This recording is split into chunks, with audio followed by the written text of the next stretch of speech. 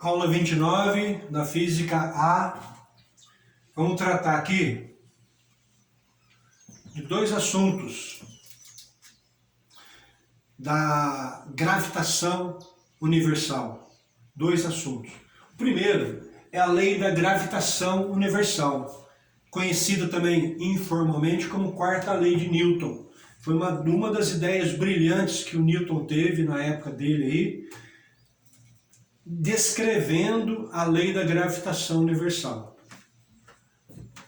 Essa lei diz o seguinte: quando eu tenho um astro aqui de massa m, pode ser o Sol, a uma distância d de um outro astro, pode ser a Terra, por exemplo, de massa m, então pode ser o Sol e a Terra, pode ser a Terra e a Lua, qualquer outro planeta e o Sol, qualquer sistema solar, os dois astros separados uma distância d, de centro até centro. Newton diz o seguinte: esses dois astros se atraem, tem uma força de atração. Massa atrai massa, uma força de atração. Aí, a lei da gravitação universal, ele chegou numa fórmula para se calcular essa força de atração. Essa força de atração vai ser calculada como sendo G maiúsculo, que é conhecido como constante universal de gravitação.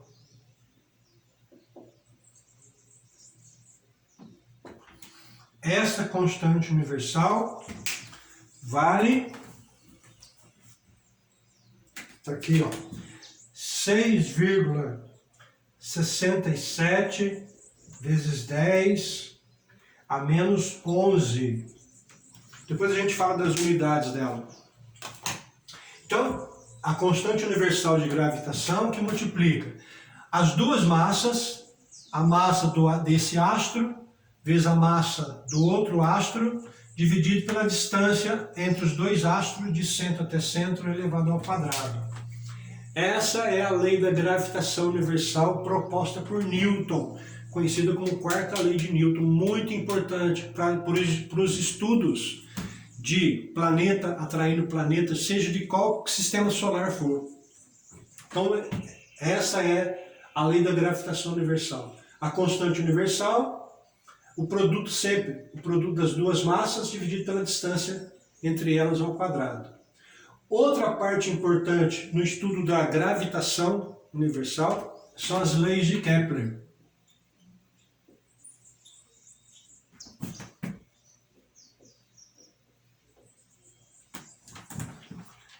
Kepler foi um cara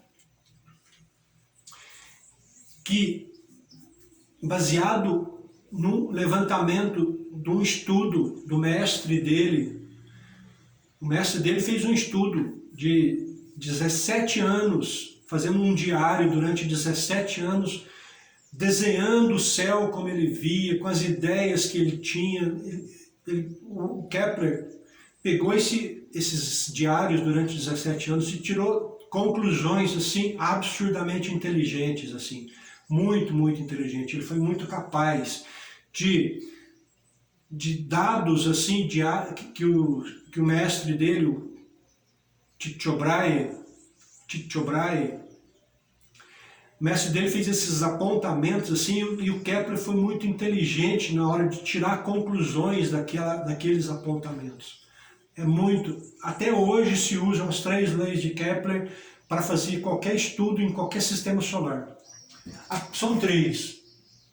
A primeira lei é conhecida como lei das órbitas.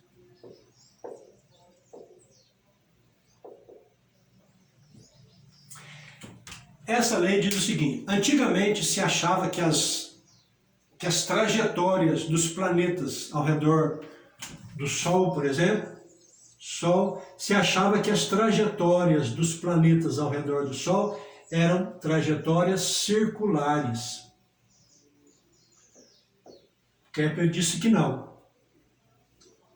que essa trajetória dos planetas ao redor do Sol é uma elipse. Elipse. As trajetórias são elípticas. Ou seja, seria um ovo, o formato de um ovo. É como se fosse uma esfera, você aperta a esfera, ela aumenta as suas dimensões no comprimento. É uma elipse. É como se fosse o formato de um ovo. Elipse, tem esse formato, mais ou menos, uma elipse. E a elipse possui dois focos.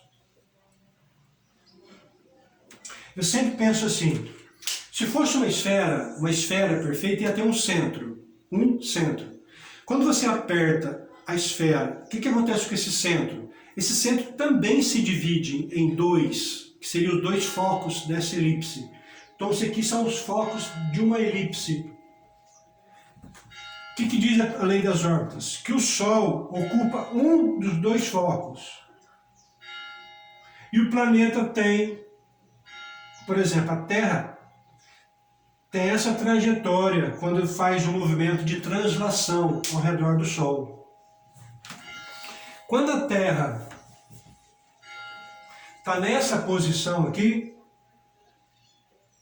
é quando ela está mais perto do Sol. Essa posição aqui que está mais perto do Sol é chamada de periélio. Perto do hélio. Hélio é Sol em grego. Então está mais perto do hélio, então está no periélio. Aí a Terra, 6 meses depois, a Terra está aqui. Está mais afastada do Sol. Essa posição onde a Terra está mais afastada é chamada de afélio. Está mais afastada do hélio, está mais afastada do Sol. Essa distância aqui, quando ela está mais perto do Sol, é de 147 milhões de quilômetros. Mega, milhões, 10 a 6. 147 milhões de quilômetros. Quando ela está no afélio mais afastado, essa distância aqui é de 152 milhões de quilômetros. Então, a distância da Terra ao Sol é variável. Se fosse um círculo, igual se achava antes, as distâncias que a Terra ao redor do Sol seriam todas iguais. Mas como é uma elipse, essas distâncias são variáveis. Quando a Terra está mais perto do Sol, está no periélio, a distância até o Sol é de 147 milhões de quilômetros. Aí 6 meses depois ela está no afélio, mais afastada do Sol. A distância é de 152 milhões. Qual é a distância média? Distância média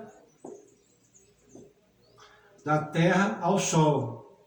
Olha, seria 147 milhões mais 152 milhões dividido por 2, que dá mais ou menos 150 milhões de quilômetros. Mais ou menos. Então a gente arredonda. Então diz que a distância da Terra ao Sol é de 150 milhões de quilômetros. Isso é uma distância média, porque a cada posição que a Terra ocupa, a distância é diferente. Na média, dá mais ou menos 150 milhões. Então a Terra demora 1 ano para dar uma volta ao redor do Sol, 6 meses para sair do periélio e ir para o afélio, ou 6 meses para sair do afélio e vir para o periélio. Essa é a lei das órbitas. Segundo a lei de Kepler,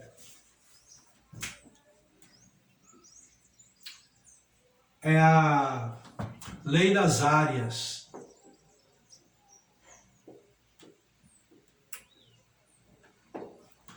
Essa lei das áreas é uma coisa assim inimaginável. Como é que ele chegou a essa conclusão? Através de apontamentos que o patrão dele, que o chefe dele, o mentor dele tinha feito. É uma coisa impressionante. Que é assim, a órbita do planeta é elíptica. É uma elipse. E o Sol ocupa um dos focos. Então, quando o planeta está aqui, eu posso traçar uma reta até o Sol. Aí o planeta fazendo esse movimento, de repente o planeta está aqui. Aí eu posso traçar essa reta aqui. Aí a gente diz que o planeta varreu essa área aqui, ó, ao se deslocar daqui para cá. Varreu uma área chamada de área 1. Ele gastou um tempo 1 para sair daqui e vir para cá. Eu posso pegar, quando o planeta estiver aqui, por exemplo, eu posso traçar essa reta de novo. Quando ele estiver por aqui, eu vou marcar um tempo que ele gastou para sair daqui e vir para cá e traçar essa nova reta aqui para cá. Então aqui ele varreu essa área que eu vou chamar de área 2. Posso marcar várias áreas, uma menor, maior, várias áreas que eu quiser marcar, eu posso marcar.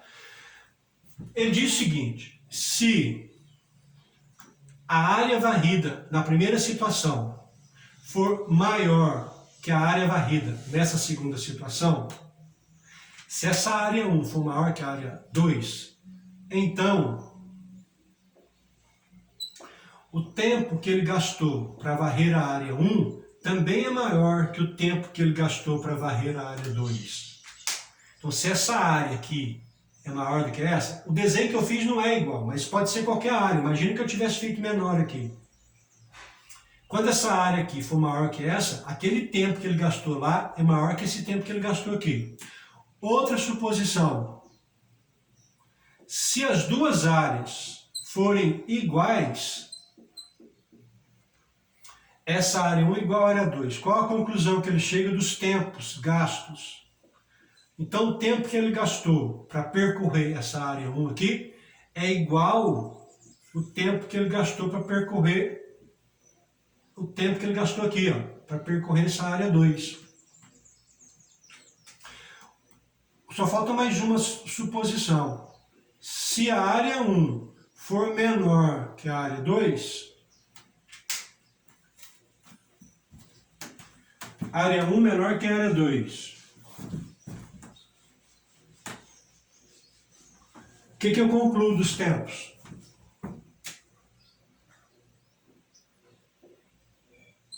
Então, o tempo que ele gastou para varrer a área 1, esse tempo daqui para cá, é menor que o tempo que ele gastou daqui para cá.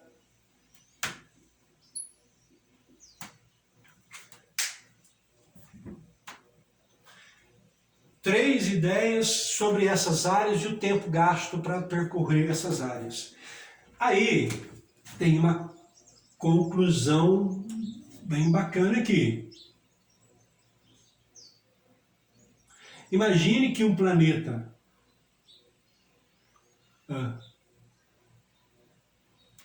que merda.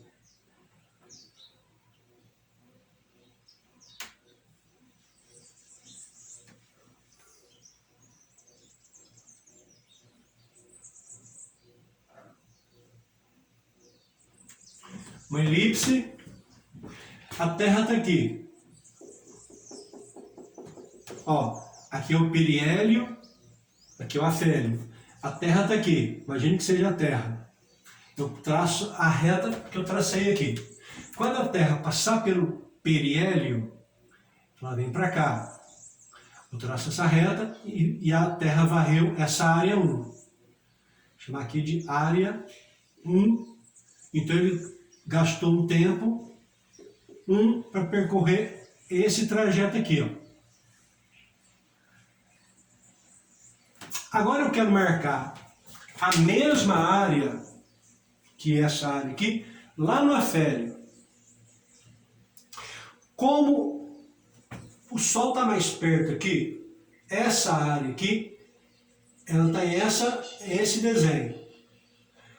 Quando ela está lá no afélio, que está mais afastado, e eu quero marcar a mesma área, não tem que ser uma área mais afinada?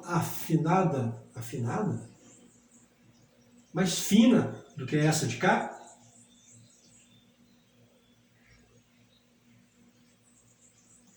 Eu quero que essa área 2 aqui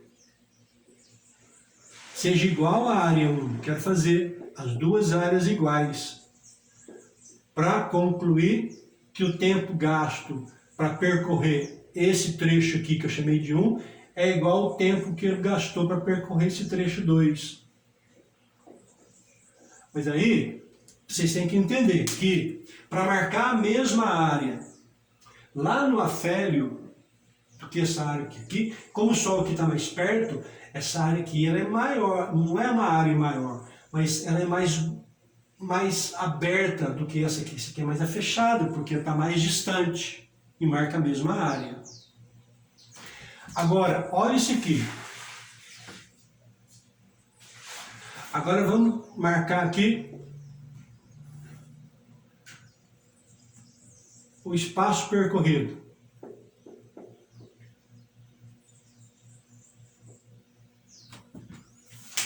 Esse é o espaço percorrido, a distância percorrida, dessa posição para essa. Então aqui eu tenho o delta S1, é essa distância aqui que eu percorri nesse tempo. E do lado de cá eu tenho essa distância aqui, chamada de delta S2, que eu percorri nesse tempo 2. Qual distância percorrida é maior? Qual espaço percorrido é maior? Claro que esse aqui é maior. O Sol está mais perto aqui. Essa distância aqui, o delta S1 aqui é maior. Então, o delta S1 é maior que o delta S2. O espaço percorrido aqui, distância percorrida aqui, é maior do que essa distância aqui. É ou não é? Então, uma distância maior, percorrida no mesmo tempo que uma distância menor.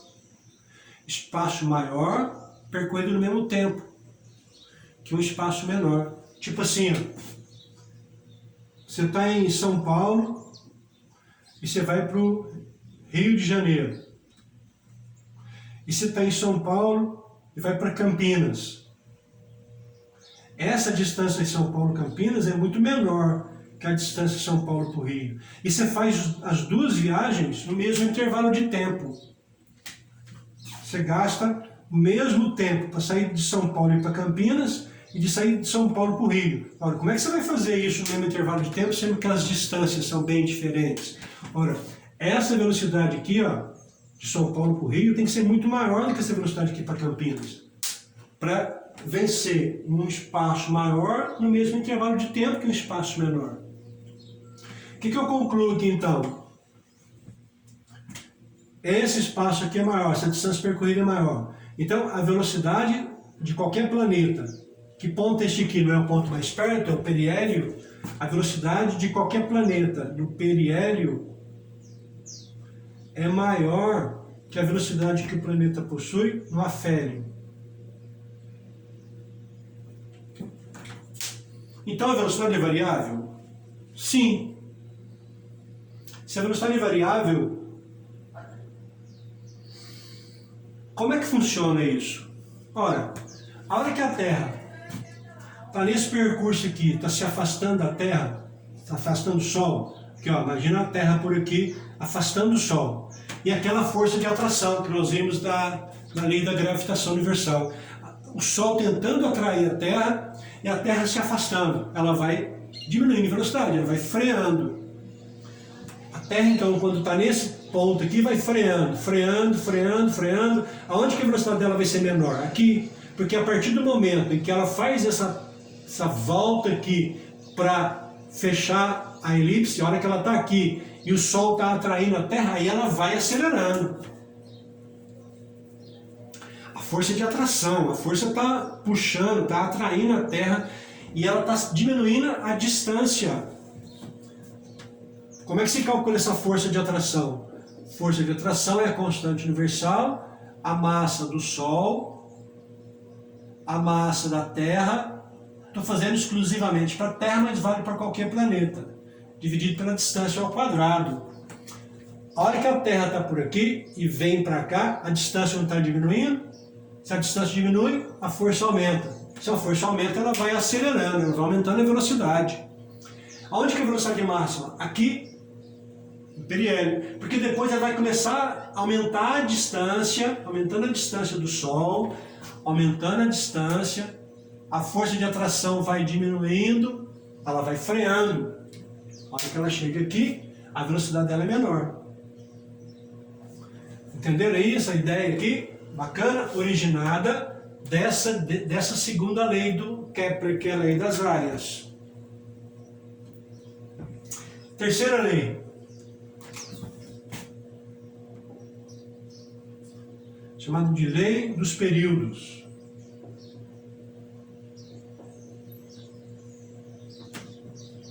O que é período? Tempo gasto para dar uma volta completa.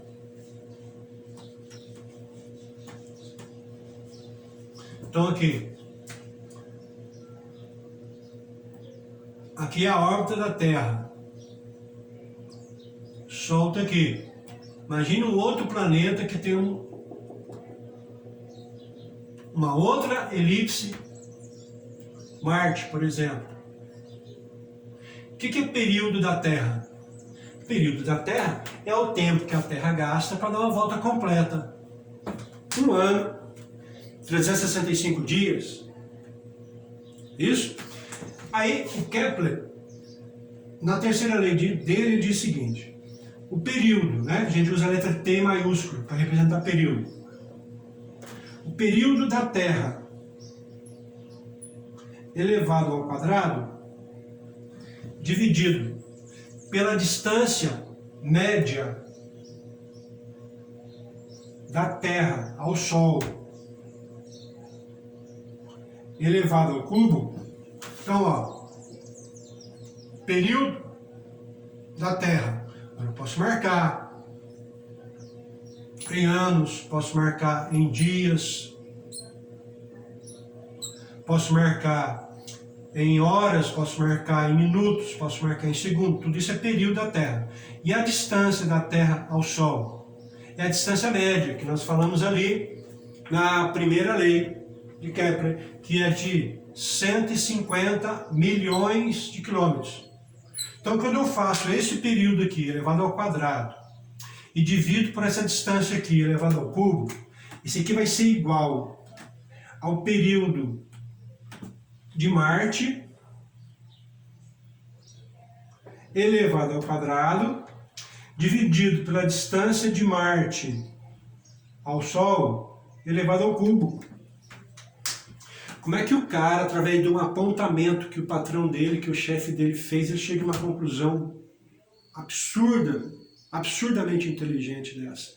Ele deve ter testado várias possibilidades, cubo, quadrado, quinto, sei lá.